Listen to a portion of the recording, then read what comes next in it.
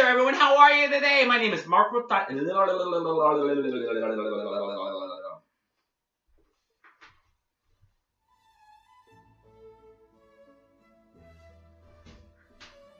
How are you, everyone? My name is Professor Uratandi, and this is another episode of Random Shakespeare. Thank you so much for joining me today, having a seat wherever it is you are.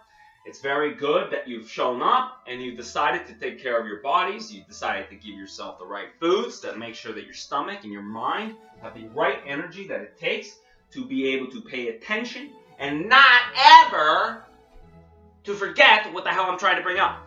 Right now, it's a very difficult time in my life and I'm very confused. So my thoughts could seem a little scatterbrained. I don't have the right type of medication. My psychiatrist is a little reluctant to give me the things I need in my life to make sure that I can think clearly and have an independent life away from my parents. Now, if we look at what I've been going through in the last few days, which is living with my parents, which is having mental breakdowns, which is having random outlashes to my parents for some random reason because I just can't take the way they look in the evening,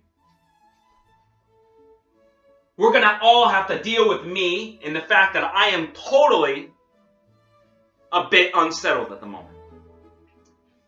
Instagram is here. It's here and get used to it. I'm trying to right now. I'm trying to figure out why someone stopped following me the other day. I woke up this morning, I had 35 followers. Yesterday, I woke up, I had 36. What happened to that follower? So right now, I'm working closely with a couple buddies. And then what it's going to be is a new application. It's going to make me a fortune. It's going to get me the hell out of this parental basement. It's going to get me out of here so fast that I can taste it. It's going to get me so fast, you're going to spank my ass and you're going to call me Charlie. What it's going to do essentially is this app is going to come up into your phone. What it's going to do is single-handedly going to track down where those followers went. And it's going to have to force them to either return to your followship or they will have to sacrifice that cell phone and their near and dear love and will replace that cell phone with an old camera with film. They'll be forced to return to the old ways of taking photographs. Meanwhile, where everybody else is up skipping a doo-ha with new cell phones taking millions of photos. They'll feel left out. They'll feel ostracized. And maybe even feel crazy enough to just do something to end it all. However, we don't wish on that on them. So I put a little disclaimer on my new application, which is called Security Trackdown Follower Instagrammers. It'll be a little disclaimer when you open it up, and the disclaimer will say, "Caution! We don't take any liability for people that decide to take their own lives. Instead, we'll be promoting good health and good food. I'll have advertisements for non-GMO organic products at all times. I will also have little promotions for events, outdoor cycling events, running events, hiking events, promoting good health, good activity, and wise penmanship. These are the things I like to promote with that because I want to live a good life. I want to make sure that people are out there having a good life and not doing the worst. The thing to do the worst and the thing to keep you away from having the worst kind of life is possibly to keep my app on the foreground. Don't shut off automatic messages. Don't shut off pop-up messages. If I keep the pop-up messages coming in, you better read them. You better know what's going on. Because if for some reason you decide to end my program, delete it off your phone, well then your phone will explode like a Galaxy Samsung X. This is the part with the program where I know what I'm talking about is important. When I is the part of the program when you stay on board, you subscribe to my YouTube channel, and we together skip off into the sunset. Sunset's here, it's global warming. I look outside, it's lovely. I look out right now, there's glowy leaves on the trees. Today, in Shakespeare, I have a little passage from Romeo and Juliet. It's my favorite.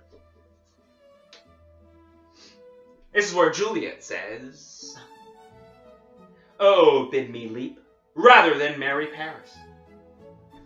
Bid me leap rather than marry Paris. Now, Juliet's a kind of chick who probably should be off in the land of Paris. There's a lot of guys there, certainly cultured. You want to speak about photography, you want to speak on avant-garde, something new wave, something that is really going to toot your undercorn. Juliet does not know this because she's just heard of Paris. She's too young to possibly have gone over there yet. However, she's heard stories from her mother. Her mother and her have talked a long time about what the possible assets, the possible positivity is about going to Paris for her at her young age. Then she could see culture as it is, uncut and raw. There's a lot of guys there, Probably ones that are even more romantic than Romeo, if you can believe it. Romeo, you may have thought, had been the king of the Prince Charmings. However, he might not have been if Juliet had spent a little bit more time in a city she loves. However, she wishes and she says, and right now when you say something out loud and you wish it and you write it down and you say, bid me leap, rather than bid me Paris. You're basically telling yourself to be obstinate at 16 years old and you're not going to believe anything else. You're going to believe your own mind for the rest of time. She says, oh, bid me leap, which means kill me before you want to take me off to Paris. Which means that this girl would rather die because something is so bad in her life than be retransplanted into Paris where there's multiple men. This means that Romeo's probably already dead. I don't even know, I'm taking this completely out of context. I'm thinking that Juliet knows that Romeo's already dead, so it's time to end it now. If Romeo's not already dead, well then maybe he's in a very precarious situation where Juliet thinks she'll never be able to get after him. Or maybe she's just answering someone's question like, hey Juliet, what happens if you don't have Romeo? Then she would say, I'd rather die. But Juliet, what if we just ship you down to Paris? Why don't we just ship you down to Paris where there's multiple guys and multiple times? Hell, I can get you an Airbnb. It'll be a good deal. A lot of people are, instead of renting out their place to locals, they're deciding to give Airbnbs out to foreigners who will pay a high top dollar for multiple weeks. Wow, the locals of Paris sleep on the street. This is a tough situation that Shakespeare bringing up in a time way too early for him. Shakespeare should have been alive today. Should have been alive around today. I would have loved to see the photographs he could have produced on Instagram. Now, speaking of Instagram, I gotta go. I gotta look at mine because I fear that I've lost some more subscribers, followers. Thank you, everybody. Have a nice day.